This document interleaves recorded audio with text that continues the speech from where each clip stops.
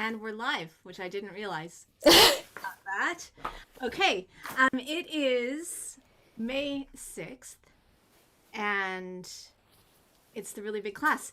This is the first of 4 sessions I'm doing in May where we are celebrating new music written for the violin while also looking at music from the standard repertoire. And I wanted to talk before the class starts a little bit about why that is, and then I'll introduce my guests for today, and then we'll get to the music, which is really the exciting part. So I played in a string quartet for 20 years, the Cypress String Quartet, and very early in our time together, we spent a lot of time discussing what kind of music we wanted to play. And of course, the Beethoven quartets and the Haydn quartets and the Schubert quartets were all very important to us.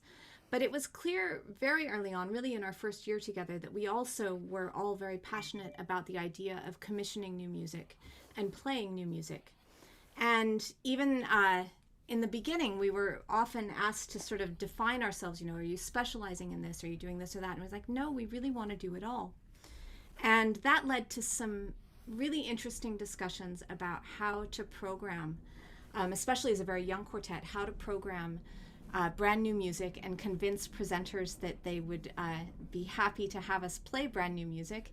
And a programming idea, and what ended up becoming sort of a staple of our concert season came out of those discussions. And it was an idea that we ended up calling call and response. And basically, we decided to find links as much as we could between the standard repertoire and then commission a living composer, obviously living, to write a piece in response to older works. And so we did pairings like a Mozart quartet that inspired Beethoven, and then a new piece in response to those. We took Beethoven to Mendelssohn, same thing. Eventually, we ended up exploring things like composers who were inspired by art, composers who were inspired by friendships. And it led to a really rich and rewarding repertoire stream for us. We also had the great privilege, through working with composers, of bringing our composers as guests to our home community in San Francisco. And we would go into sometimes 3 or 4 schools a day, talking about these ideas sometimes with music students, sometimes with young people who had never really heard live music, and then we brought them all together into the concert setting and had a world premiere. Anyway, this became such an important part of my development as a performing artist that it's almost impossible for me now to look at music, whether it's old or new, without thinking about how one end of the spectrum relates to the other.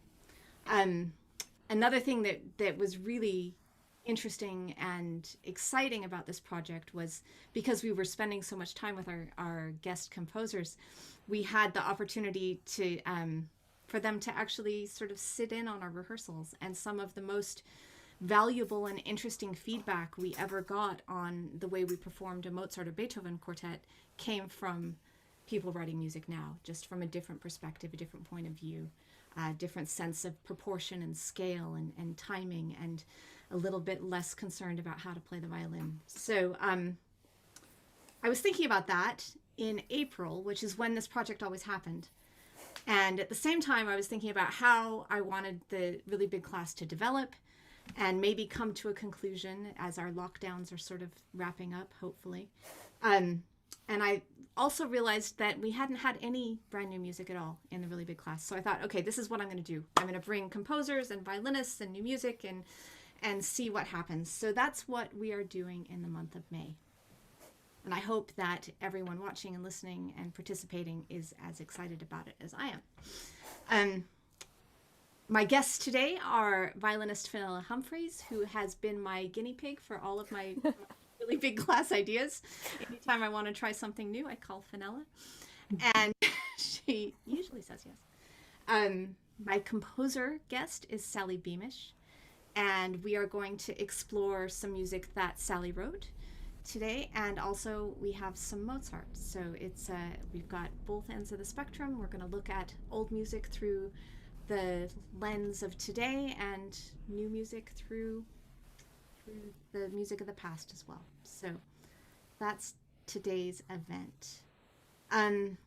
Before I'm going to ask Fenella and Sally some questions, and we're going to have a discussion, but I'll just tell you a little bit about each of them. Fenella Humphreys is a magnificent violinist, absolutely brilliant, and she's actually one of the first musicians I met in London about 4 years ago now.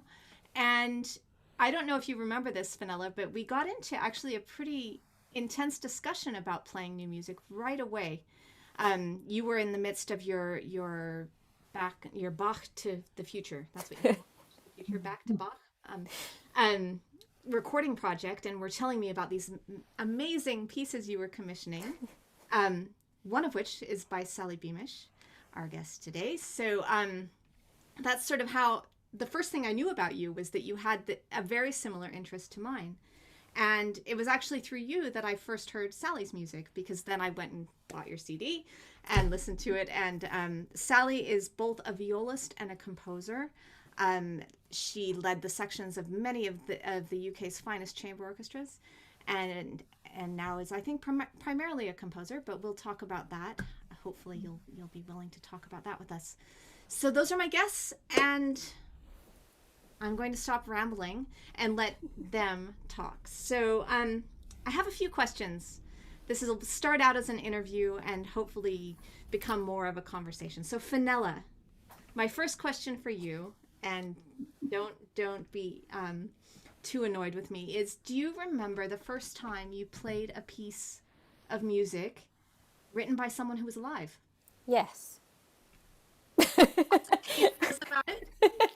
Yeah, no, I was really lucky that my youth orchestra had a very imaginative conductor, and he realized that we were just a local youth orchestra. It wasn't anything special. It wasn't National Youth Orchestra. It wasn't anything like that. But he realized that so many of the kids in the orchestra were really intelligent. They might not be the world's best players. And there was music that we played badly and music that we played well. And he realized that kind of the intelligence level of the orchestra meant that actually new music worked really well for us. So he developed relationships with composers. We were always playing new, like my first ever concert, we played Ligeti. About my second concert, we played Stanislavski. And then we developed a relationship with Mark Anthony Turnage, and he became like a patron of the orchestra, and he'd come on tour with us, and you'd do a concert and then you go to the pub for a drink with the composer. Like as a kid, I mean, okay, I shouldn't have been in the pub, but other than that, I mean, it was just a fantastic thing to realise. Sorry about the cat. To realise that, this was composers were normal people. They were the same as everybody else. They just happened to be writing music that I was playing, and it was really fun to be able to talk to them about it, and to be able to get into that dialogue with the composer about, what the notes meant, what was behind them, any questions, all the things that you would dearly love to do with every other composer that's no longer living. But here you had that opportunity, and it was a fantastic thing as a kid to have that introduction.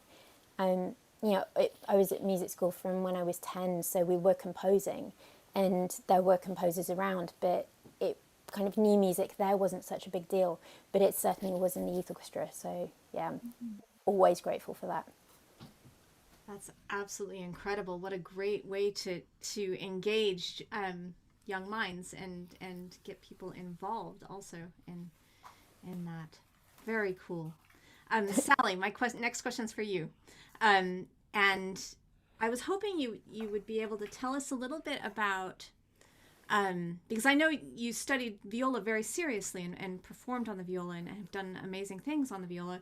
And I'm curious about whether you composed alongside your viola studies all the time, and how those two things crossed over or didn't. Did you think of yourself as like a like standard repertoire violist, but then a composer? I'm fascinated by how continually you did both.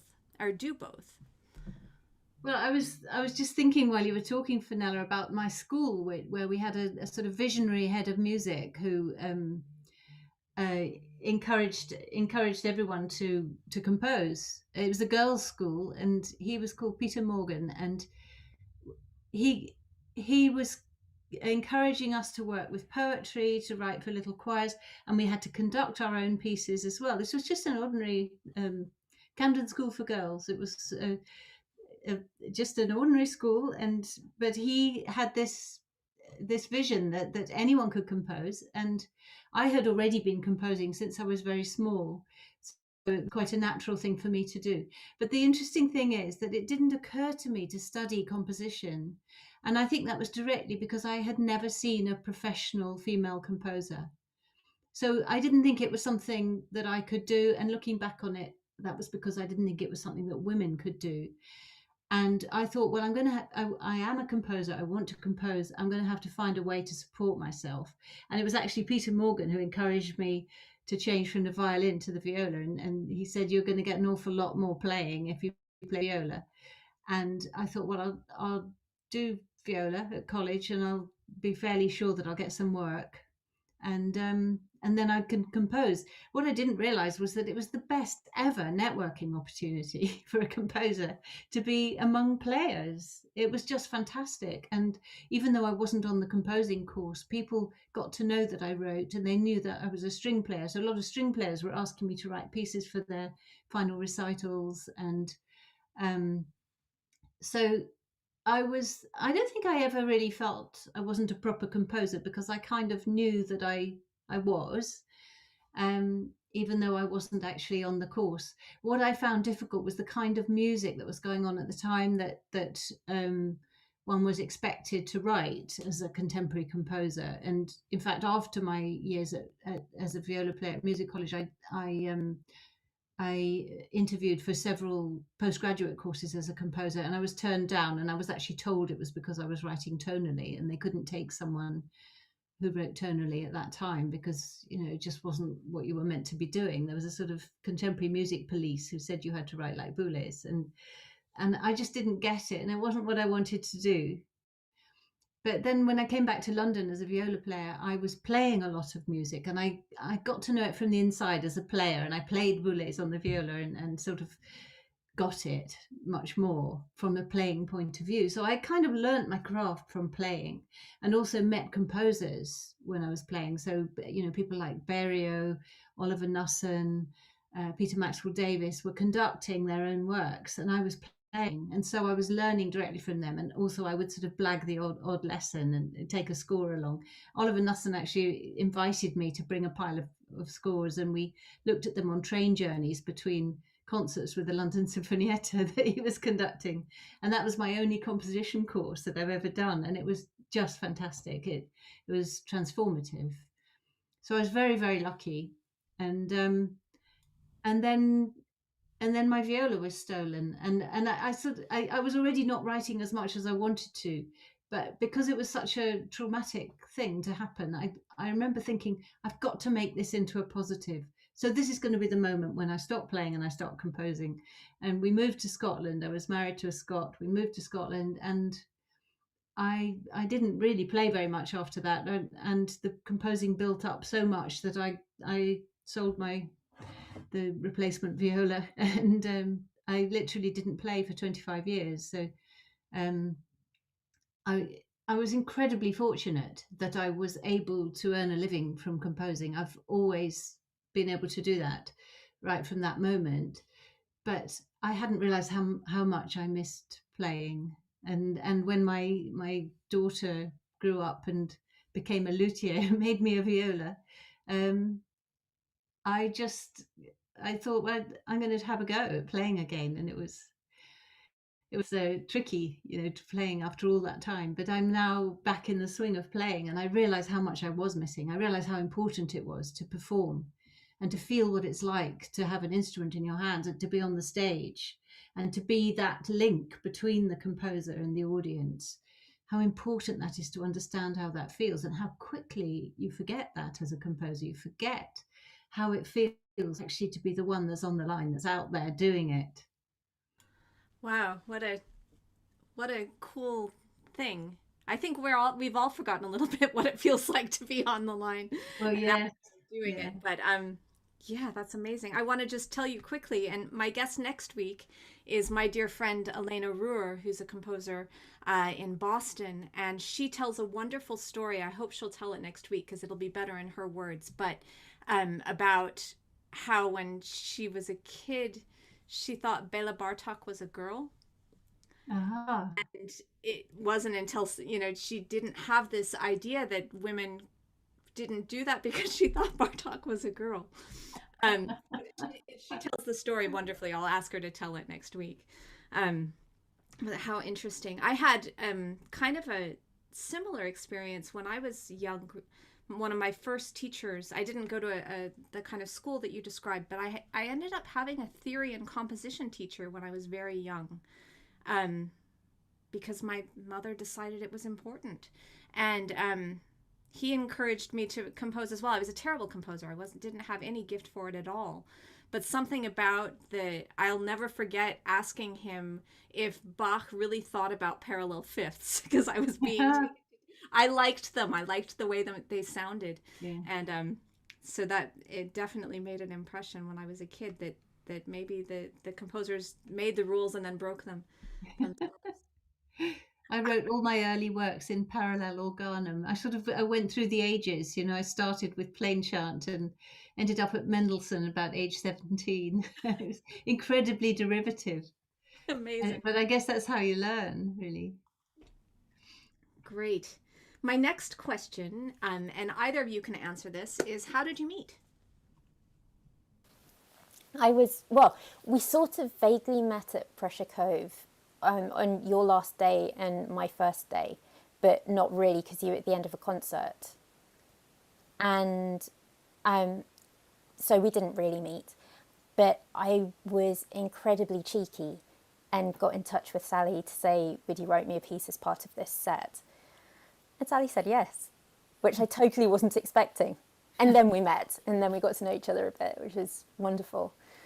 But yeah, it was me being, yeah, really cheeky. I was so thrilled that Fenella got in touch with me, and also the project that she was doing was just the kind of thing that appeals to me because there's a brief. I love that, when you know what you're meant to be doing. And also my music has always sort of spun off other things, whether it's other music or imagery or whatever. And so this was a real gift, this idea of writing a piece to go with one of the Bach solo violin pieces. So And I think also because it was planned, the premiere was at St Magnus Cathedral in Orkney as part of St Magnus Festival. And that's something that's very close to your heart. So, and somewhere that you know so well. So, yeah, I know you said at the time that writing it, knowing that it was going to be performed in that space. yeah, it affected the music a lot. I remember thinking about Norwegian fiddle music, because there's such close ties with Norway up there. And the cathedral is very similar to the cathedral in Trondheim. It's the same architect. Amazing, really, 13th century or something. But And it was great because he then introduced me to that Hardanger fiddle player, Niels. yeah, I'm going to pronounce his name wrong, Niels Oakland. that's right. That Yeah. everybody should go out and listen to because he's wonderful. But yeah, that was really enlightening as well, just generally in life, for me to hear this music that I just didn't know anything about. It's such a different. It's amazing how fiddle. Well, the Hardanger fiddle is a different instrument, but really how different styles of different genre of violin playing can sound. So a folk fiddler will just make the violin sound like a totally different instrument when they. I mean, it's Yeah, just extraordinary. But I suppose it's like a folk singer and an opera singer. You can't really expect one to do the other, but there are very few bilingual violinists who can do both. absolutely. But it gives you so much to think about and how to create Mm. sound, and especially listening to the Hardanger fiddle and the way the instrument resonates. And of course, that's down to all the strings. But still, there are things that you can do then that you can bring into your own playing, especially in the outer sections of the piece that you wrote for me, where you've really got that sense of that amazing ring of the instrument, and trying to find sounds in the violin Yeah. that are more akin to what would come out of a hardanger fiddle. I find that really, really inspiring to put folk playing through the filter of a classical player, and then you get something again, that's greater than the sum of its parts almost. So you get a marvelous sort of alchemy happens. You mentioning the idea of limits being part of like a good thing for a composer, that kind of leads into my next question for you before we get into actually hearing the music, which is just about the commissioning process in general. I've had questions from people, just very basic questions like, how do you go about commissioning a piece? And Fenella, kind of like you, my quartet went about it by just being kind of bold, and asking people whose music we were interested in if they would write for us. And some people said absolutely, and some people said, a very polite no, and some people said no by saying they had time in 10 years. But it isn't as mysterious as all that. But I wonder if you could both talk a little bit just about the commissioning process from your point of view. And Sally, maybe you could talk about how much the person you're writing for influences you as you're writing. Well, certainly writing for Fenella was very much to do with Fenella, knowing her playing and listening to her as much as I could, and just getting a sense of who she is and her enthusiasm, which was very infectious, and so, yeah, just Fenella's presence had a lot to do with the piece. So while I was writing it, I was imagining that premiere, and that's very important to me. And generally, well, nearly always, a commission comes with a premiere. That's kind of the first thing. If you're going to commission a piece of music, you sort of have to have a concert where you're going to play it. Otherwise, there'll be a piece of music sitting there, and it might not get played. So it's great for a composer to be writing for an event as well as for a player. But always the actual player has a huge influence on the way I write. And the event does as well, and that's why it's been incredibly difficult.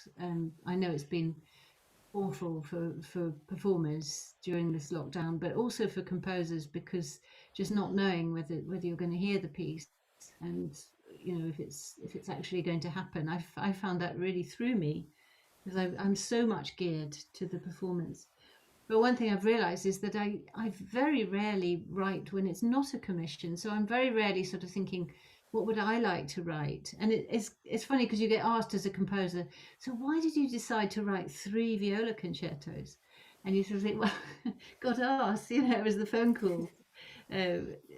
So that someone asked me to do another one. So I ended up writing 3 piano concertos in 1 year, because 3 pianists had all asked me for a piece, and they all happened. Usually you say yes, and then maybe it fizzles out and it doesn't actually happen, but they all happened. And so end to end, I had to write 3 different piano concertos, but they were all for very different players, and they all had a really clear idea of what they wanted. So for instance, Jonathan Biss, interestingly, wanted a piece to go with the Beethoven First Piano Concerto.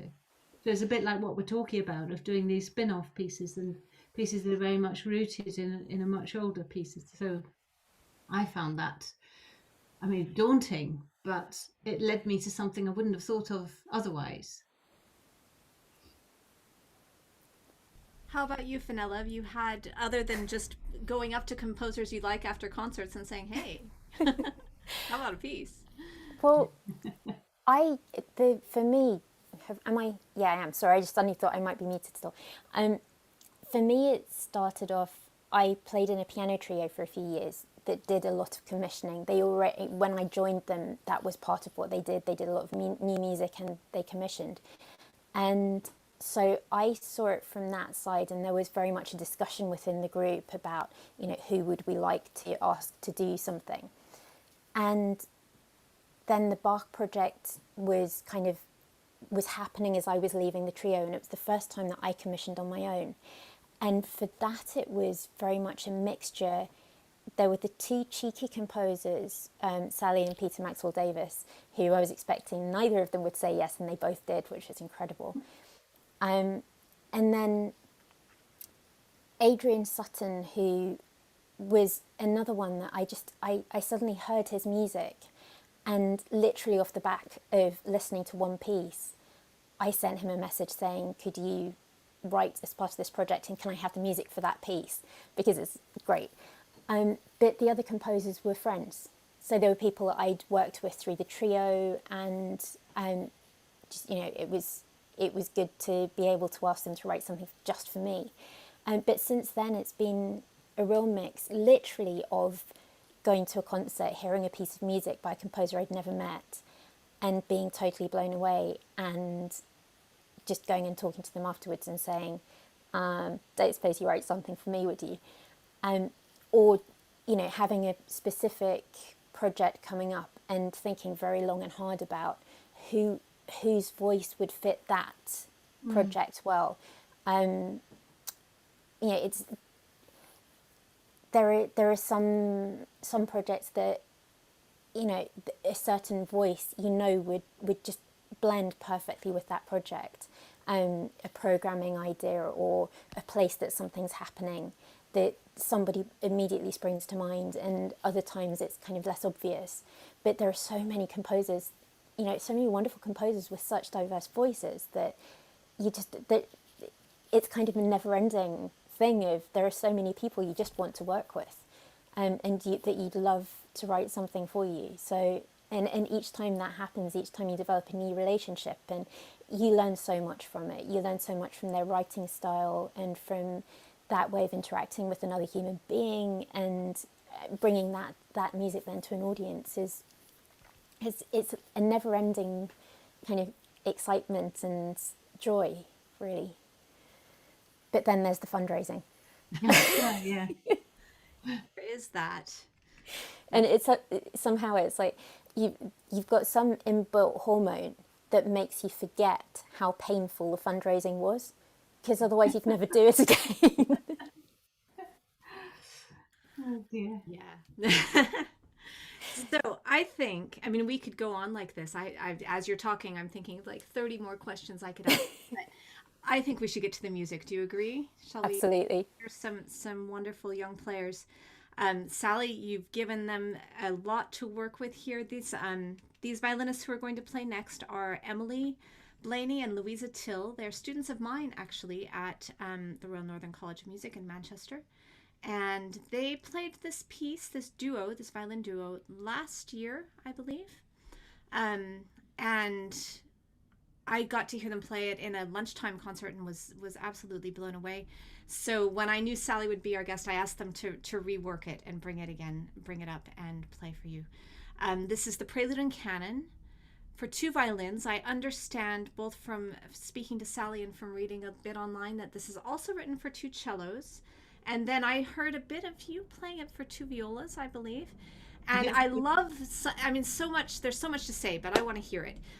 But just something from the program note that stood out to me as really just fitting into what we've been talking about is that, and correct me if I'm wrong, the premiere was given on a set of special violins. There was a Stradivarius and then a copy of a Stradivarius being played.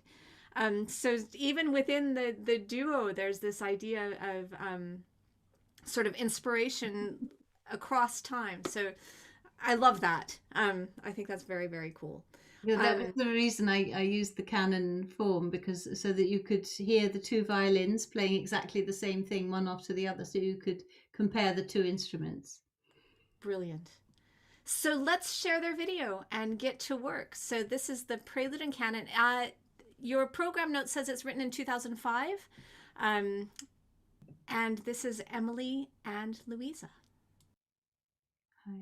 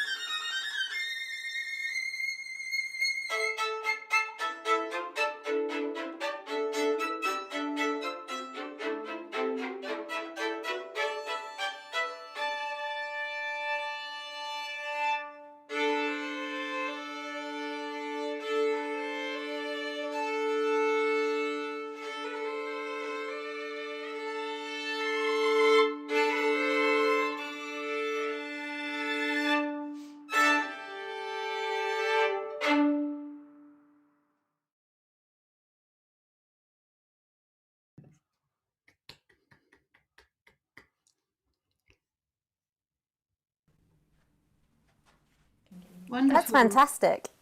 Sorry, go on, Sally. No, it was great. Really enjoyed hearing that. Do you have some impressions, Fenella? I absolutely loved seeing two people standing next to each other playing music again. You've got so used by this point. Anything like that would be two people on two different screens. I know. I With a kept thinking, headphone are they in. still in this? Oh, are they really in the same room? I know, it's so joyful, and actually the feeling that you brought to it was just it's not joyful. I mean, it's not like super joyful, happy music, but there was just this sense of real, like it felt like you were so happy playing it. Really comes across in your playing, and it was really, it was wonderful to hear that. So yeah, it was great also actually to hear this again, because when I was commissioning Sally, I did a chamber concert that included some Bach, but also lots of chamber music of the composers that I was commissioning, just to try and get people to give me loads of money. And we played this as part of it. And I haven't played it since, and I'm thinking, why on earth have I not played this piece since then? So, yeah, give me a kick up the arse to go and play this game. No, I loved your approach to it. It was really fun. And one of the things that I realized was when I played it, because I arranged it for two violas for a project involving two new violas. So I thought it was quite appropriate to play that piece. And I think I've marked it too fast. I think is one of those things when the composer doesn't always know best. And Beamish, the composer, didn't know best, but Beamish, the viola player, thought this is far too fast. And, Also, everything takes longer on a viola. well, it does, but I think at the same time. Sorry, that wasn't an anti-viola comment. It takes longer to make the sound come out of the instrument. It just physically, especially when something's fast, to get that sound to react. I think so. But I think well, I've got my viola here with actually getting that sort of Bach-y feeling. And you were kind of flying away with it, which I loved as well. But I think, you know, just to have that sort of Baroque.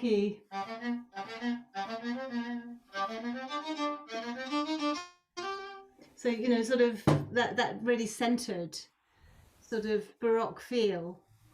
Maybe a little faster than that. That's maybe too slow, but do you know what I mean? So that you're getting, as well as you're getting the folky feel, especially in the slower music, you're getting that Baroque feel as well. So you're getting that sort of Brandenburg-y feel. Oh, yeah. Of two people in Canon, you know, like you get in Brandenburg 3, for instance. So if you sort of think in those terms and be just as kind of robust with it as you would in Brandenburg 3. You know, so your bow's really in the string and you're really kind of getting in there and you know, enjoying pulling the sound out. But I also loved the way that it just kind of flew up to the top. It was sort of whoa. It's easy to get carried away though. Yeah, I feel actually, like, I think, well, Louisa's always nagging me actually to do the Canon slower. So okay. we have a tendency. So I think we've done it kind of almost every tempo out there. It's different every time. Oh well, that's probably the nature of the piece actually, because I think it can work at different tempos. But it'd be interesting to try it a little more centered. Yeah. And I'm just gonna pop in. Don't be afraid Yeah. to ask them to try things. So if you want them yeah, to, do you want to try the opening of the Canon the first time it comes? Yeah.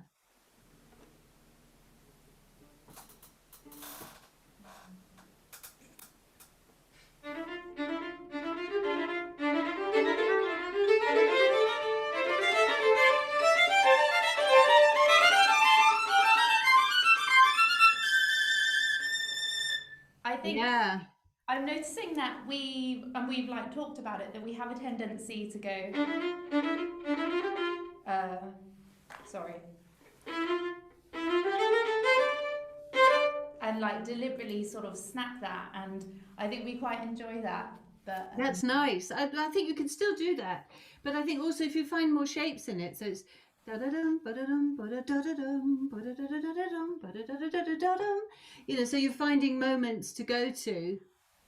So it's, I mean, basically the same as you'd do if it was Bach. That Yeah. we wouldn't play. Sorry, I wasn't getting my violin out because in case the cat sat on it or something. She's new to the house and isn't used to the violin yet. Do cats sit on violins like they sit on babies? Oh, I didn't know they do that. I mean, she sits on my back when I'm asleep. No, it's just fair because the violin's not mine and I'm trying it out. So, but it's like if Bach had written that, we wouldn't go. We'd be looking for.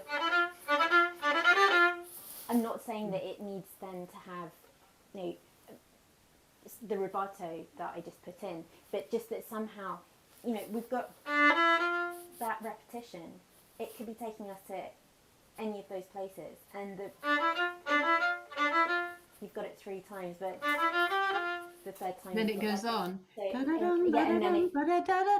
Yeah. So like finding why those things have happened, why the repetitions happened, or making it clear in your mind that there is a reason that things repeat. in the way that you approach it musically is, I think, really important. And then it develops a whole new life of its own, I think. And then you hear the two players doing their own phrasing, one after the other, and that's quite interesting. So you're not doing the same phrasing at the same time. You're doing it at different times, but you hear that juxtaposition. And I think, for instance, at about 69, is it when someone gets left over for the first time? Just to keep my score here. So the first violin gets left. 56, sorry, bar 56. Yeah, so the first violin is left. You're left on your own. But I really enjoy that, the fact that you're now getting heard on your own, having chased that second violin all the way up. And suddenly you've got your moment, and you really enjoy that. So I think whenever that happens, really step into the limelight and enjoy. So it's not at all apologetic. oh no, I'm all on my own now. But it's like, yes, yeah, this is my moment. Yeah. And I would say also about the oh, by the way, I loved when you did the PPP, you did it slightly sul ponticello. That was really nice. Was that something that you discovered and wanted to do? Yeah. Yeah. That's really fun. But in the slow music, I would say that you could enjoy the improvisatory element more, so that it's as if you're inventing it for the first time and you're finding your way around those ornaments, and they're just kind of completely spontaneous. So, if they're not quite in time, it really doesn't matter at all. And you just enjoy those swirls. Absolutely. Would you like to play the opening again and just think a bit more about that, so that you're really showing us your two personalities?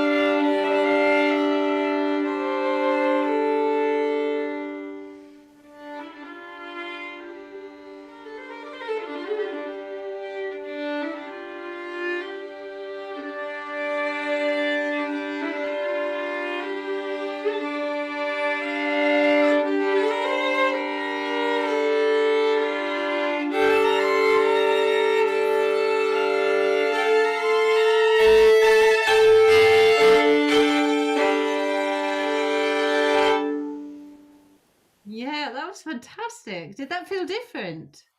Yeah. Yeah. I feel like in some ways, thinking about that actually made us play more together, because we weren't worried about kind of chasing it, or we just kind of felt it more. Yeah, that's what it sounded like. Did you think, Fenella? Yeah, absolutely. It felt like there was a freedom to it, but a musical freedom that you didn't have in the early version. It's something that you do get the composers who are very, very specific, and everything's quite compartmentalized, and it's that sort of music.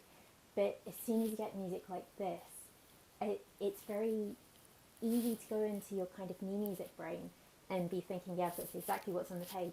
And then you go and talk to the composer, and they're like, yeah, just remember it's actually music.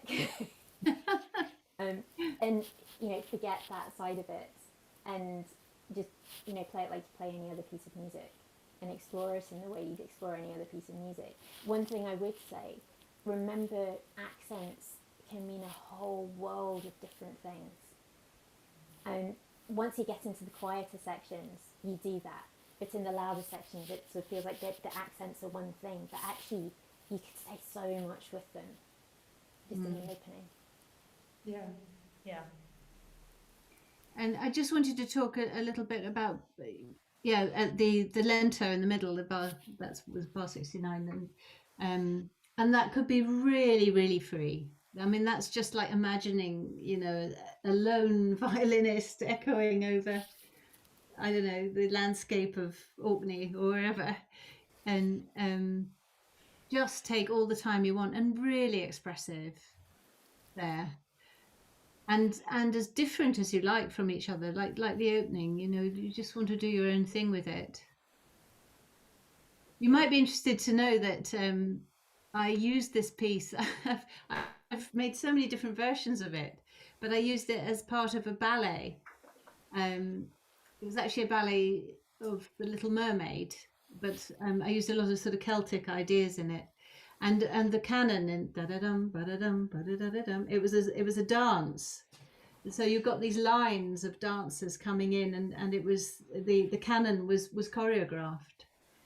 So you saw the canon actually happening, and it just made me see the piece quite differently, actually. To see it danced was just fantastic. It was so exciting. But I used every part of it. It's like using every part of the lamb, when you're eating it.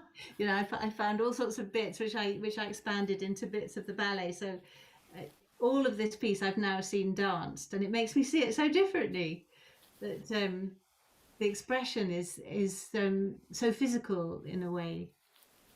But yeah, I mean, have we got time just to hear a tiny bit of the middle section From the lento, or Plenty of time. from the lento?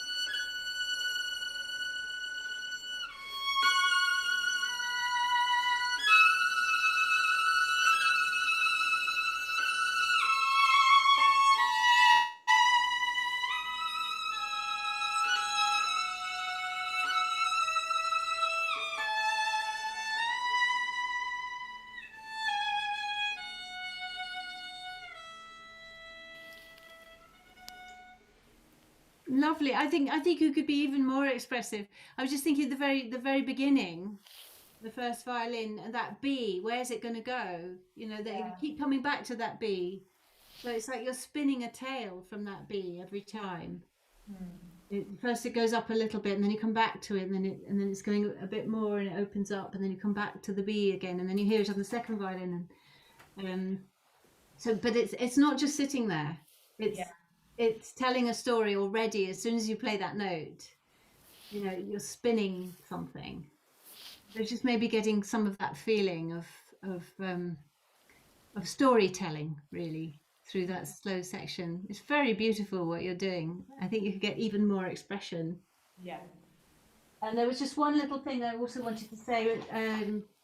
Bar 103, does that make sense? When you go into the final section, that you absolutely explode into that recapitulation. So it's just kind of inevitable, and crash in there.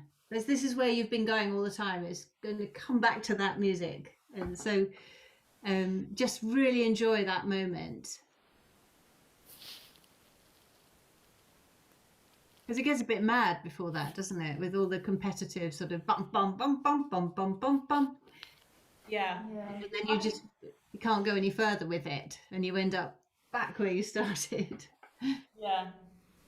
I was going to ask actually, how would you interpret the Alleganda at 97? Like, did you think we could like really be more held? Yes, I did think that actually. Yeah. Yeah, I think you could exaggerate more everywhere in a way. You know, just be cheekier with it and make it your own. That would be wonderful. Can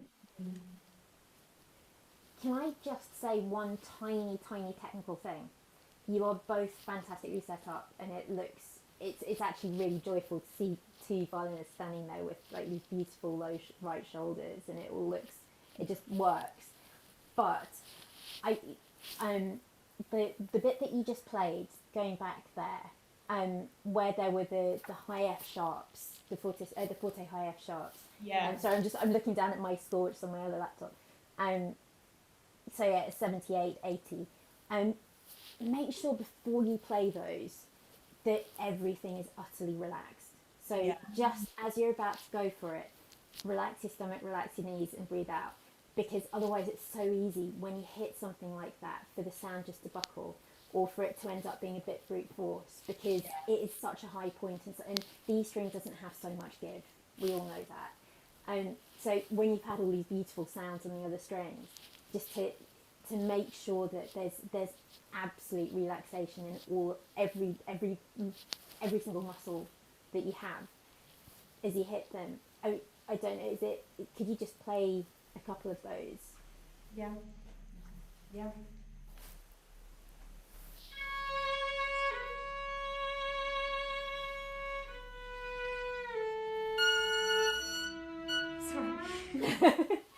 Sorry, I'm putting you on the spot with it.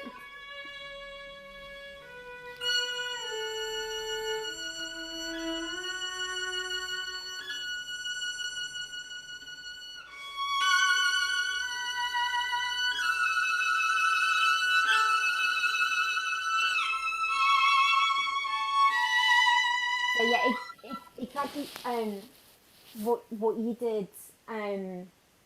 So this feeling that you strike the accent, and then you give yourself some space in the bow, so that you've still got space to take yourself to the next note.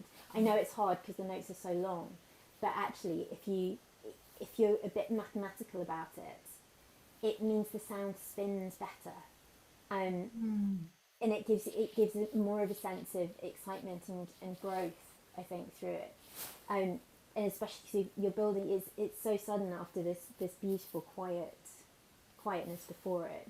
It's like this incredible sound. So yeah, just think about making sure that everything is in its right place, and that you're being clever about use of bow on the long notes. It sounds great, and a lot of that anyway I know is how sound comes across on Zoom. But always worth thinking about. I found it's really hard coming in as a B on the viola. It just feels kind of scary.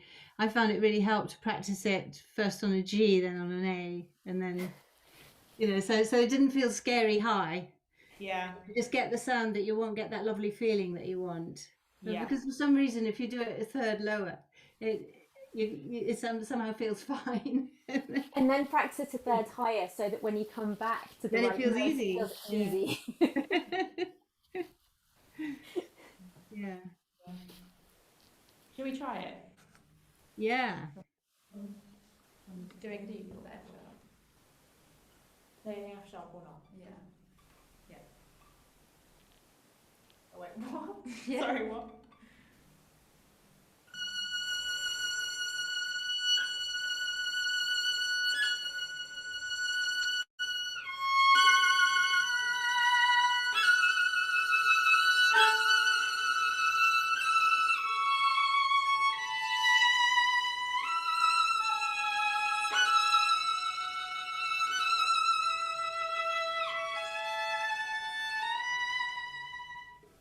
I think what I'm noticing now is how nice the notes that don't have accents on are.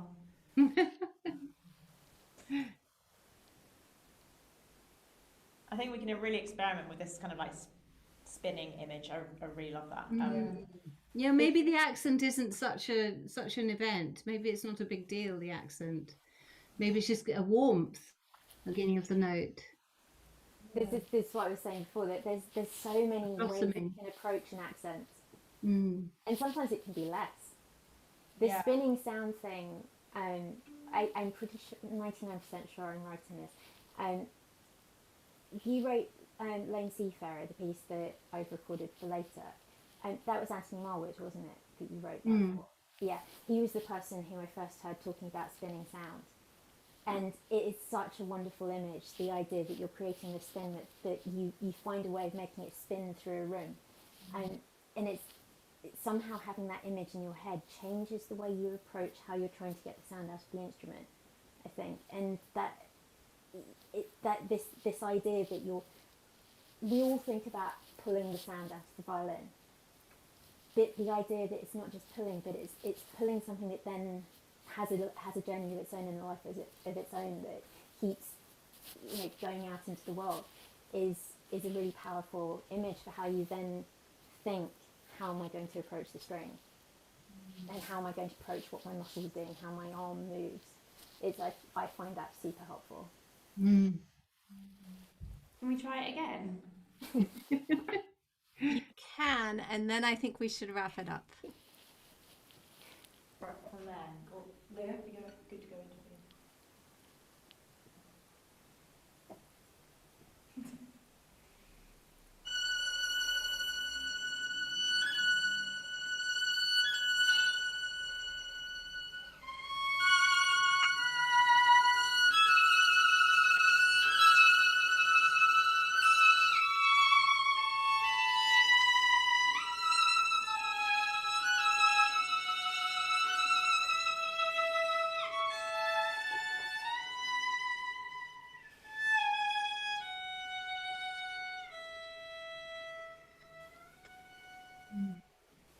Yeah, I really enjoy that at the end there. It's just you, this is your moment. Yeah. Really tell us the end of the story with that. Yeah, I will do. Yeah. Beautiful.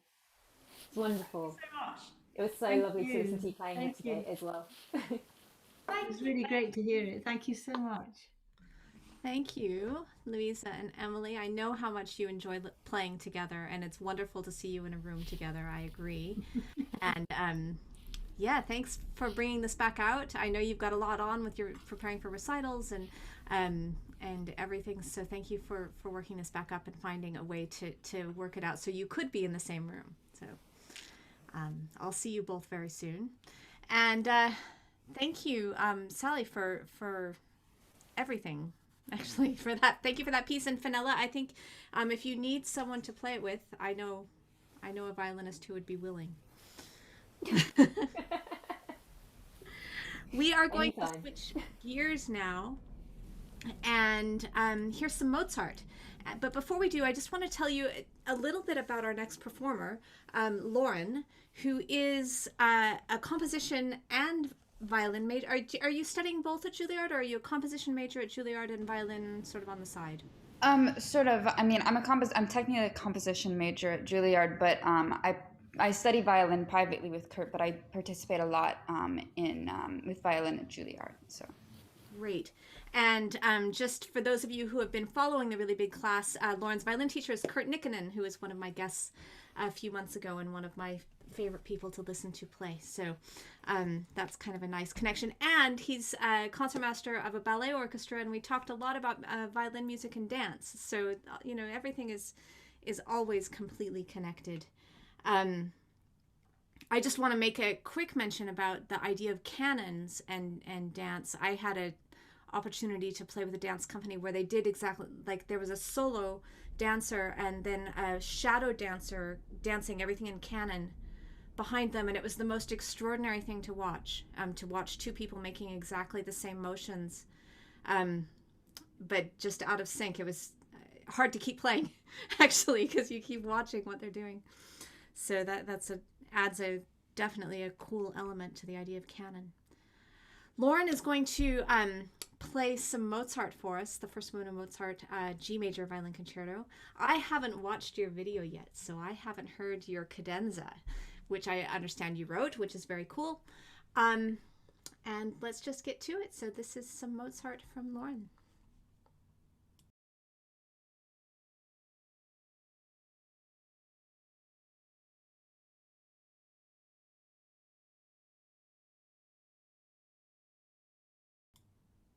Everything okay?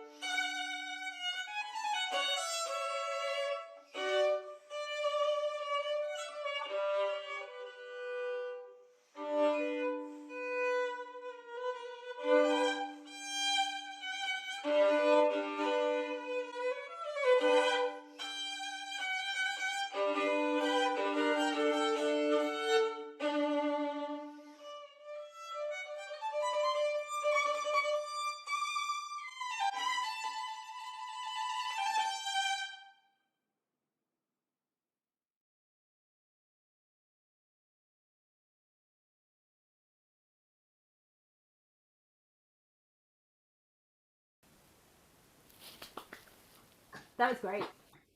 I love cadenza. Thank you. Sally. Hello. Well, fabulous playing, really. You have such control and just a beautiful sound and everything. Everything is sort of you have the command of everything. Thank you. And It's so nice to see it. It's so relaxed. Like your Yeah. whole setup is so relaxed, and it's so lovely to see that. what I felt was that I'd like you to take me through the phrases more, so that I know where you are going to, because sometimes every note you play is so absolutely beautiful, but sometimes I'm wanting more of a passage through each phrase, so we're really clear what you're telling us. I think that actually comes from a technical thing. Mm. And it's a wonderful thing, but it's also slightly hindering your phrasing. And you have a tendency to die away through the bow, which is wonderful because most people tend to do a bulge in the middle of the note, and I hate that. So it's wonderful to hit, and so much of the time it really works actually with this music. But then it becomes a habit almost. So within every bow, almost, particularly on down bows, it will start with more articulation, and then the sound will die away. Which kind of there are definitely places where I knew where you were going with the phrasing because of what you were doing, but that actually what we were maybe hearing more was what was implied through that bow habit. And so I think that's maybe what's kind of feeding into what Sally's saying. So Yeah. more sustaining and longer phrases. Yeah, and not letting your bow dictate where the phrasing's going. Making sure that where you want the phrasing to go is definitely happening. So like the opening phrase actually was great because of and when it came back later, the way you go through that long phrase, lots of people kind of every bar is the same, but you gave us that long shape, and it's making sure that every phrase has that intent to it. Yeah. So there's always intent. So for instance, when so you're going through there. So when you first play that A, that we know that that's not it. That's not it. That's not the note that you're telling us about. You're going through that bar to the next bar, and that's the beginning of the story. Brother, I mean, could you play that phrase once? I don't know what the bar number is, but.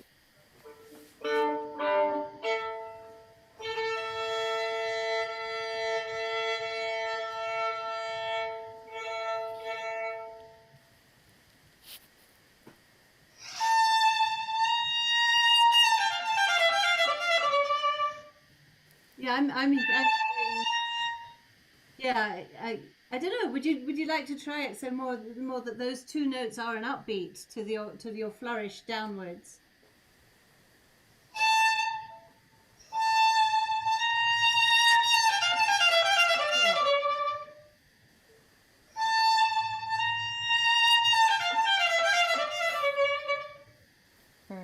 Yeah, so that they're leading us to something rather than being an entity in themselves. Those two half notes. And also, I mean, if you think about what's just happened in the orchestra directly before that, we don't really know that that's about to happen. It's quite a shock. I mean, we know because we know this piece so well. It's kind of hard to forget that. It's hard to forget that we know every single note inside out and backwards, and to take ourselves to a mindset of, oh wow, if I'd never heard this before, how would I react to those two notes? How would I approach them? And yeah, I think just do that once and hear the previous 3 bars in your head, and then play those notes as if you literally don't know what's coming next. Close them.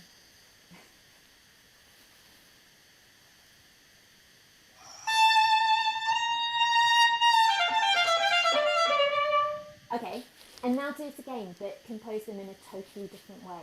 Still the same three notes, there's different three notes that he's written, but play them as if they were a totally different language, a totally different animal. Okay.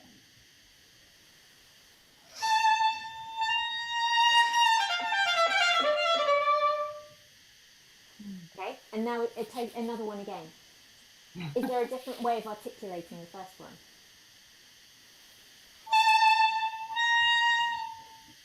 Are you thinking? There's no right answer. Oh, okay. It could be anything.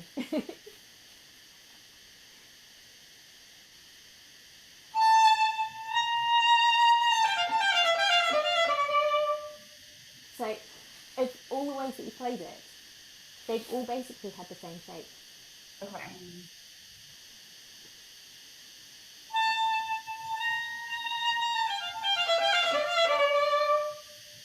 So, okay, the second bar had a different shape, but the first bar was still the same shape but in small. Okay. Try it on an up bow.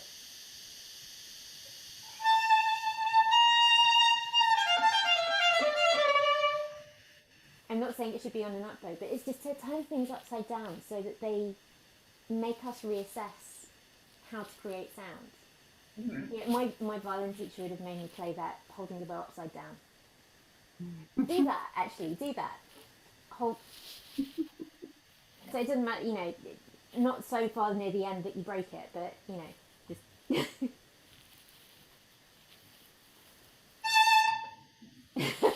You have to think differently. I might use a different bow. This is not my bow, actually. Sorry.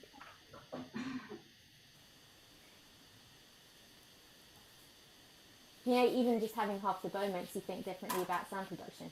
Mm.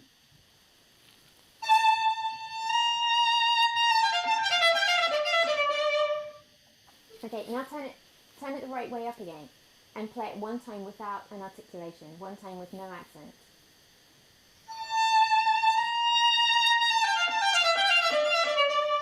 Also an option. It doesn't make it sound kind of weak, but it just gives those notes a different relationship to each other. I had a violin teacher who would make me literally play 100 times as differently as I could each time, and it's a really good exercise because it makes you question why those relationships between notes happen, and it gives you the space and the time actually to compare not just the relationships between your notes, but how they interact then with what's going on around you, and how they interact with the physicality of playing. All the things that you can put into creating a different phrase shape, and I think it makes you think on bigger levels every time when you're playing, and it's just a good way I found it a good lesson when I was a kid that I kept going back to it. Yeah, I think it's being sure that what's coming out is really what you're intending, so that the intent comes before what you play. So you always have an intent when you approach a phrase. You always know where it's going, and what comes out of your violin is just so gorgeous that I think sometimes you just accept it. You think, wow, that's a gorgeous note, and I'm going to go with that. And now here's another gorgeous note. But I'm getting lost a tiny bit. I'm getting lost because I'm not really sure where you're going sometimes. Okay. Can I pop in and ask a few questions, maybe just following up this phrase? Because something I've been thinking about with a few of my students and also my own work lately is, you know, when we look at a piece by Mozart, I usually use Mozart as an example. You know, we have a relationship with what Mozart's music sounds like, and we can see the shapes on the page and kind of understand how that will come out. But I'm sitting here looking at the phrase Lauren just played. There's no dynamic, there's no articulation, there are no phrase markings, there's nothing to give you any idea of what Mr. Mozart might have been thinking. All we have is the tradition. So I'm just curious if either of you could suggest, like, how do we take a huge step backwards and throw out everything we know about Mozart and reassess? I mean, we do have some information because we have the notes before the violin comes in, and they say a lot. But as a general thing, I think it is that thing of just trying to, like say, trying to forget everything you've ever heard and forget everything you've ever learned, and reassessing. I find it often really helps going back to the harmony and where the harmony is taking us, because especially I think as violinists, because we're so used to playing on one level and on one line. I know both of you are composers, and that makes, I think, a massive difference. But for us poor violinists who don't do, who are rubbish pianists and don't compose, it's very easy to get caught up in that one line and forget that, that one line is a part of so many other lines, and is part of this harmonic structure that is actually the most important underpinning thing. And the harmonic structure then, you can come back to something that you've known for a million years and think you know everything about, and then suddenly you go back to the harmonies and think, this makes absolutely no sense the way I'm playing it, because what I'm playing makes sense for a melody. But as soon as you put that with where the harmonies are going, it makes zero sense. And I think that for me, doing a lot over the last few years, doing a lot of unaccompanied playing, where you are every part, and if you don't understand the harmony, there's nobody to help you. And that's had a real effect on how I then come and play chamber music and concertos, because I've had to approach scores in a really different way from how I was taught to. And that for me is a massive thing, just really understanding your place in the whole, is a way of forgetting what we've learned about how to play something. It's really freeing. Sally, you're muted. As a composer, Lauren, just to feel as if you're composing as you play, so you're composing in real time. You're improvising. You're show us about the piece as you play. Tell us. Imagine there's a little child listening, and you're saying, listen to this now. What's happening now? Where's it going? So that it's the storytelling thing again, which of course you know how to do as a composer. And so it's allowing that to come into playing Mozart as well. Just give yourself permission to recompose as you play. I thought the cadenza was lovely. It really works well, and particularly as it begins. I just wondered towards the end, I was sort of rather sorry that it ended. It seemed to fall a little bit flat towards the end. And I'm wondering if you could do more exploring of those shapes. I mean, don't be afraid to take Mozart's little fragments and develop them. Mm-hmm. Just do your own development of what he wrote. Don't be afraid to do that. And I felt sometimes we were falling into his patterns, so we knew what to expect. And you could be more inventive within that. Okay. What happens if you repeat what he did? Mm-hmm. Things that he didn't do, but using his material, that could be quite fun to explore. And I thought perhaps in the second half of the cadenza you could start to do that and have some real fun with his shapes. Yeah, definitely. I actually, what Sally was saying, I felt that also when you got to the cadenza,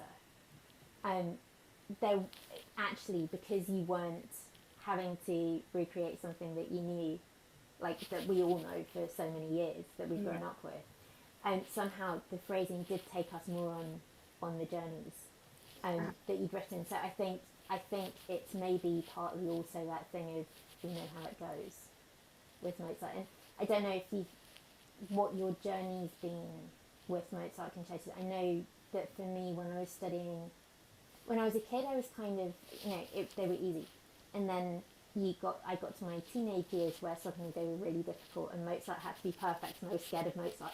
And then I went to music college in Germany to do postgrad, and it was very much taught as this is how you're going to play it for orchestral auditions. I had no plans of doing orchestral auditions, but there was this kind of the right way to play it to get a good job, that we just learned how to do it like that.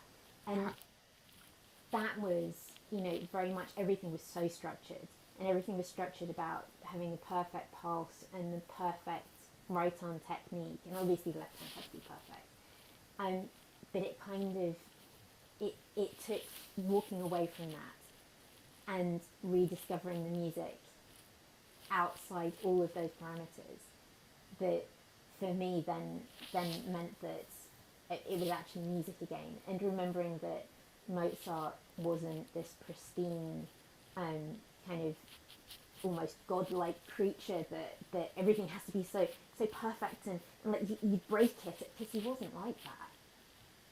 He had a wicked sense of humour. He was, anybody who can write opera like that, you can't break them very easily. So, just like have the fun that you have in the cadenza with your phrasing, with your shaping, with your storytelling. Have that as well in the concerto, and don't be too well behaved. Yeah, I see that. I mean, I think that maybe in Mozart sometimes it's hard since you get caught up in details, and that might obscure the larger shape of the phrase. Definitely, and especially because you're all of this stuff, like all of the off the string stuff, is so beautifully done, beautifully handled, and the way even within the semiquavers, you're giving us shape with the way you're articulating. It's fantastic. It's so well done that, like you say, maybe it's easy to get caught up in how you're shaping those things in the kind of the micro thing, and then you can easily lose scope of what the big phrases are doing. Mm-hmm. I see Cecily. Yeah, well, it's beautiful playing, Lauren. I just want to ask one thing. I think it's not a question, it's just following up on something that Sally said, which is something that more than one composer I've worked with has said, which is that it's our job to kind of teach our audience the music that we're playing. And I think that's kind of what both Sally and Fenella are saying, that as you're leading through the phrases, if you're showing that little child, this is what happens next. The same way that actually you showed me how the cadenza was going to go, which was so brilliant. I love hearing things like that for the first time. It's so rare that we get to hear a piece of music for the first time that is kind of like Mozart. So thank you for playing that to us. And I want to recommend to our audience, and if anyone hasn't seen the video that I posted of Lauren's work with the dancers at the Juilliard School, absolutely brilliant. It's totally, it's seriously incredible playing. Yeah, But amazing. It's fantastic. Like the whole thing is brilliant. Sorry, Sophie. I know you. Congratulations. That's something. So thank you very much for joining us here, Lauren. And I failed to mention that she is in New York, so it's the middle of the afternoon there. And thank you for making yourself available. I wish you all the very best, and I look forward to seeing a lot more from you in the future. Yeah. Of course, thank you so much. Thank you for playing. Well done. It was absolutely wonderful. Thank you. So, I think we have some time. We don't have a lot of people in our Zoom tonight, but if anyone has any questions, now would be a good time to ask them. And if you're on YouTube and want to type a question, we'll try to get that relayed. So are there any questions before we get to Fenella's performance to close out the class? Emily, was Sorry, that... I'm just putting my violin in its case. Yes, you're allowed. We just had a question actually for you, Sally, about the Little Mermaid that you mentioned. Is there any chance we could see it? Like, is it online anywhere, or? It's not. It's it was done like 75 times. I've discovered that writing for ballet is definitely the way to go. I mean, how many chances does one have to have a piece performed that many times? It was amazing. And the fun thing about it was that because they gave him very little time to write the score, I said, well, can she be a Celtic Little Mermaid, and can I use all my Celtic music and rewrite it and make it into a ballet? So I learned a lot about my own music, all the stuff that's sort of Scottish based. I sort of forged into this ballet music, and it was such fun working with my own stuff. I felt free. And but no, unfortunately, unless I'm just hoping they bring it into their season soon again. But writing for dance has been so important to me. Did you? I don't know if Lauren found the same thing, but just seeing your music is something that's incredibly special, and it makes you hear it in a different way, of course. Has anyone worked with Del Pros?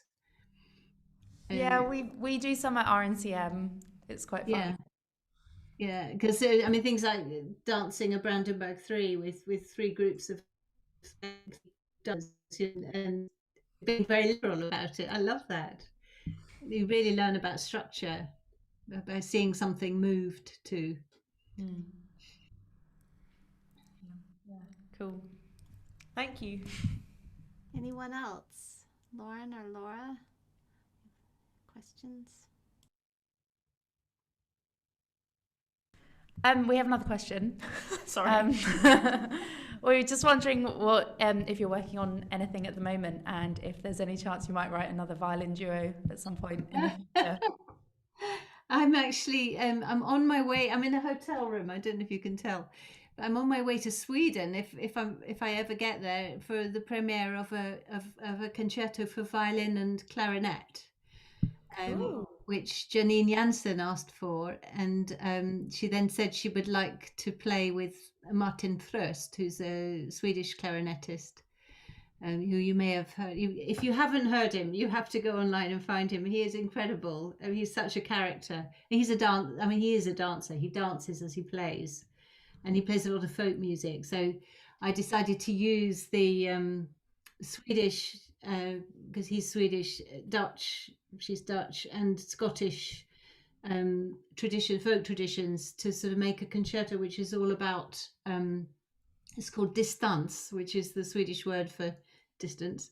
And it began as an exploration of the folk music of 3 different countries, and because I then found myself writing it during the lockdown, and I have 2 children in Sweden, and I had 1 in Scotland, and I was missing them, and this whole thing of being distanced from your friends and family, so it became about that. The concerto became about that. I'm terribly excited, obviously, because I haven't heard it, and they haven't got back to me either. They haven't, you're sort of always waiting for the soloist to have questions or to say something, but they haven't yet. So I shall be seeing them after my week of quarantine. Very exciting moment. Wow. That means that your score is very, very, very clear. I hope so. Asking about that kind of thing, Sally, how do you feel about getting? I know that my quartet used to write. We always tried to assemble our questions, so we weren't just sending them, one at a time. We try to send a list of questions. Do you enjoy getting a back and forth between the performer about what did you mean here, or do you kind of like it when the performer just takes it on and figures it out? Actually. Yeah, I do. I love it. I love that process of handing over to the performer, and the performer does things that you're not expecting, and it's really important to me, actually. Like, they might not do something the tempo that you had in your head, but sometimes the tempo isn't the right tempo. Like, I put the wrong tempo on the Prelude and Canon. I absolutely did, and I didn't realize it until I played it myself. So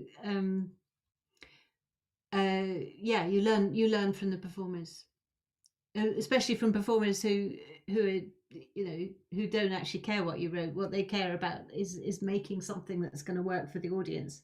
Well, they have to care to some extent, but what they do is they take the music into themselves, and that's something that Fenella's always done with my music, and been just bold and making her own choices, and that's incredible. Even when I played totally the wrong speed.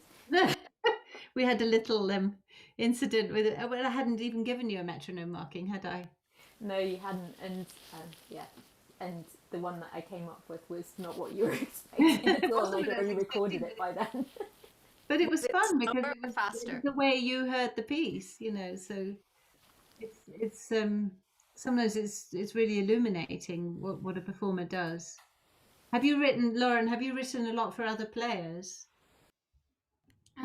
Yeah, I mean, I I definitely have. I mean, in this current time, I haven't had many performance opportunities, but no, I mean, I've written a lot for performers at Juilliard, and actually last year, I got to have my perform my violin concerto with the Juilliard Orchestra, so that was fun. Got to work with Wow.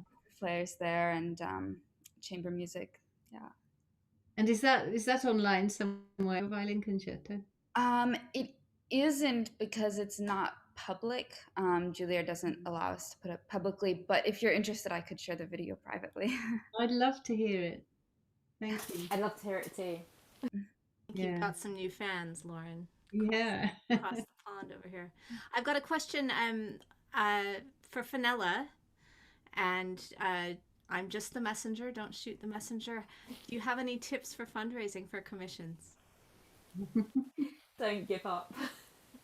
Don't give. I think honestly, it's even harder now than it was in 2015 when I was working with Sally on that project, and especially now after coronavirus, because so many of the obvious funds that you go to, and they've obviously been having to put so much money into keeping music afloat, keeping people, going on some level. Freelancers who have, like all of us, have suddenly had no income, and so I think the difficult in a lot of the funds that make their money from performances of certain composers' works, who are gradually coming out of copyright. So as soon as that copyright ends, they don't earn any money anymore. So a lot of the funds that historically we've all gone to are gradually going to be a lot harder to get any money from. And it's good that now we've got options like crowdfunding that maybe weren't really there 10 years ago, that are like the amount of time that you do them, you basically feel like you're selling your soul, asking, begging people for money, and you have to put so much work in, so much time and effort in. But the reward is at the end of the day, if you're lucky, not everybody manages it. But I mean, I've been really fortunate that I've had real luck with people giving money in that way, and helping a project come to life. I think for me, the first project that I did, if I'd realised how much money I was going to have to raise when I asked the composers to write for me, I would never have gone there. And I think the fact that they said yes meant that I felt kind of duty bound to find some way of making the money to pay them. Because, you can't ask people like Sally to write something and then say 6 months later, oh well, yeah, actually no, because finding the money was too difficult. So I think just perseverance is so important, and just trying every single avenue, even if it's the most unlikely place to get money from, just trying everything that you can, because actually at the end of the day, if you care about commissioning something that much, you have to go the whole journey to get the money, because you don't get into it because you're kind of not that bothered about it.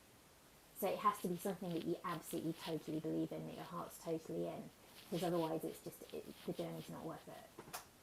But then you come out the other side and you've got amazing music, and you've had wonderful journey with the composer, discovering their music, discovering them as a person. I've made so many wonderful friends out of commissioning that, it's totally worth it, but know that it's really hard work. I'll just add a couple of things to that, and I realize that attitudes towards fundraising in the UK are a little bit different than they are in the US, but Just remembering that when you're asking people to help you make something come into being, you're offering an opportunity to people to invest in something that they wouldn't have a chance to otherwise. And we as artists, we forget that what we do is such a privilege and such a rare thing to work with people who are creating. And there are people out there who want that experience and want a piece of that experience. And that's what fundraising, like successful fundraising, is offering people the opportunity to be a part of something that's really meaningful. And like Fenella said, like having a reason that you care deeply, deeply about. For my quartet, we felt that the opportunity to commission music of today gives people, down the line, a chance to see 2021 as something other than COVID and climate horror. They get to see the arts as part of what happens now. And that was the way we looked at it. If you have another way that makes sense to you of why we create in our day and time, giving people the chance to see the world that way is part of what we can do as performing artists. It's really a special part of what we can do, but it is very hard. I think it's very easy actually as a Brit to remember that thing, the thing we said before about giving people an opportunity to be part of something, of a creative process, because actually our natural way of being, I think I speak for more than myself here, is one of kind of apologetic embarrassment at asking people to give you things, because you kind of feel like you're asking people to give you money for nothing. Well, actually you're not. You're asking people to get involved in a really exciting creative process. But yeah, it's easy to forget that. Yeah. And it's always hard to ask. It's hard to ask for things of any kind. I am ready to hear a little bit more music, though. I think we should finish the class out with this beautiful performance that Fenella's given us. Sally, would you mind introducing this piece? Okay, so this piece was the first in a series of pieces relating to a poem called The Seafarer, which was written in the 9th century, I think, by an anonymous author. And it's the most beautiful poem. And it had just been translated from Anglo-Saxon into English by a Scottish-Swedish writer. And it's got a lot of the translation has a lot of Scottish and Swedish resonances, which rang very true for me about the northern way of looking at at life, and the story of the seafarer is the story of the journey of life. So it's a seafarer putting out to sea in a very small boat and enduring incredible hardship with weather and discomfort and fear, and all the time accompanied by birds. There's so much bird song in the poem. There's the gannet shanty and the hooper and curlew call, and I've actually notated those exactly into the violin part. So this was a piece that began as a solo violin piece for Anthony Marwood, and this is actually a special concise version, pocket version of the Lone Seafarer, and it then became a piano concerto with narrator, which was about half an hour, and then it became my second viola concerto without the poem, but the poem was the template. So I would urge you to find it online, this poem, The Seafarer, because it is quite extraordinary. And really looking forward to hearing Fenella play. Beautiful. So this is a performance that Fenella made for us. So and can I just say, I was fighting. They're digging up the road outside my flat. So I was desperately trying. I was trying to imagine the sea and hearing drills as I went. But yeah, it's also a piece that feels like it needs a big acoustic rather than a tiny bed-shaped bedroom. But yeah, thanks to Mark for adding some nice sound to it. So what was very boxy. Well, I know we're all going to enjoy it. So here it is.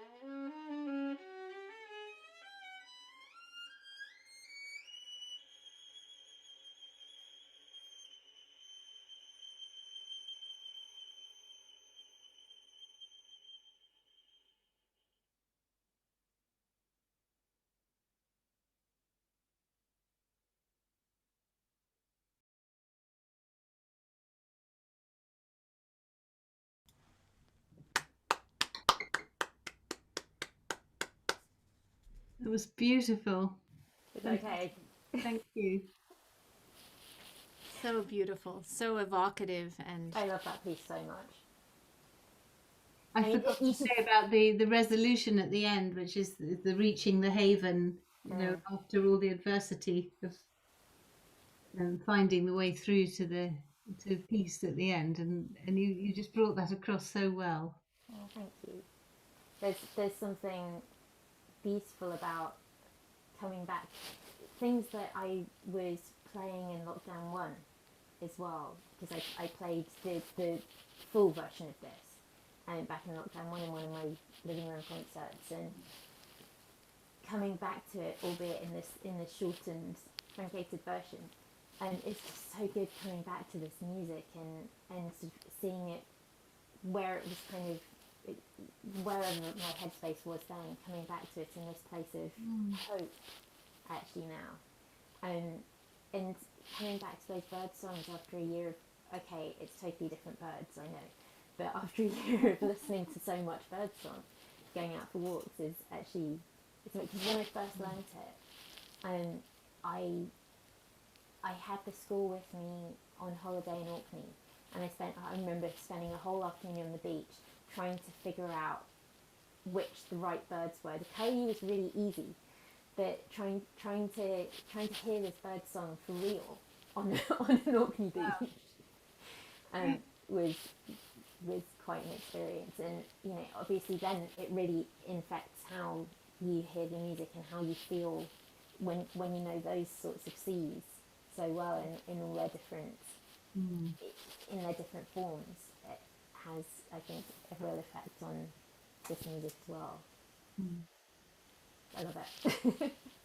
Well, you get such a range of colour, and I mean, I think this is that piece is an example of storytelling, isn't it? Because it is.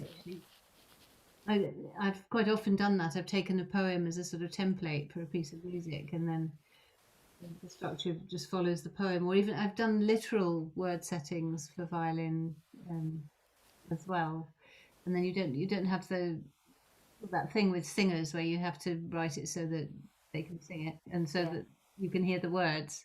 If you set a poem for violin, you don't have to worry about any of that. You could use a huge range. You mean in the way Wild Swans is? Wild Swans, that was a Yeats poem, and then a much earlier piece, Winter Trees, which is a Sylvia Plath poem for Why violin. don't I know that? Is that violin and piano? Violin and piano, yes. How don't I know that? Okay, yeah, I'll have to get some music. Fenella. It's partly because I couldn't get copyright permission to set Sylvia Plath, so I sneakily did it for violin, so no one would know. Genius. Well, I think that's a beautiful place to leave our listeners and leave ourselves. It's such an inspiring conversation with the two of you. Absolutely amazing. And I'm just seeing in the chat, Emily and Louisa bumped into Jim Clark at RCM today, and he was talking about playing Winter Tree. Oh, give Jim my love. I haven't seen him for ages. Louisa, actually, there is a story attached to that, because Jim Clark played it on Radio 3, and there happened to be listening a chemical scientist called Jerry, who phoned me up. This was 25 years ago. Phoned me up, asked me if I would write a piece for his 70th birthday, cello and piano, and I said, who do you want to play it? And he said, Stephen Isserlis. And he said that later it was the first name that came into his head. Got Stephen Isserlis, and that was the beginning of the most amazing relationship of commissioning. He had just retired, didn't know anything about music really, but he just had been listening to Radio 3, and he thought that was interesting. And he commissioned, I think, 25 works from me, plus other composers. And he died just before Christmas. But it was one of those amazing relationships that, as you were saying, it's more than just paying for something. It's something that evolves into a really important creative relationship. And it was all because of Winter Trees and Jim Clark playing it on the radio. Louisa, you'll have to tell him that. Yes, please do. So I just can't be happier. Thank you so much for joining me for this session. I think New Music Month is going to be a hit. I'm super excited about the next 3 sessions as well. Next week, I'll be having my friend Elena Rohr join me. She's someone I've worked with for 20 years now. I'll be playing some of a piece that she wrote for me, a suite called Red. I think I'll play the first 2 movements. We'll see how my practicing goes this week. And we're going to explore actually the idea of improvisation, written out improvisation in music. So the piece that I'm playing has some elements of that, certainly of feeling like you're making things up as you go. Sometimes I do make things up as I go, but hopefully not next week. Connie Kai, a wonderful violinist from the States, is playing a piece that she introduced me to. It's called Darshan. I don't know how you say it. That's how you spell it. By a composer called Rina Esmail. Absolutely astounding. I mean, this piece just blew my mind. Includes elements of raga, Indian raga music. Definitely has an improvisatory feel. And then I'm having 2 people play single movements of Bach. So the first movement of the G minor sonata and the first movement of the A minor sonata. And we'll be talking about those sort of in this idea of a written out improvisation. Super excited. That's next week. And then New Music Month's going to take a kind of experimental turn. I think we're going to have a premiere on week 3, and I haven't heard yet from my guests for week 4 what they have in mind. So stay tuned for that information. If you are inspired to help us pay for this month, there's a PayPal opportunity for you, which I'll put into the YouTube stream and also on my Facebook page. I've been very lucky with generous donors, and I'm mostly covered, but it would help to have a little infusion to get me to the end of the month.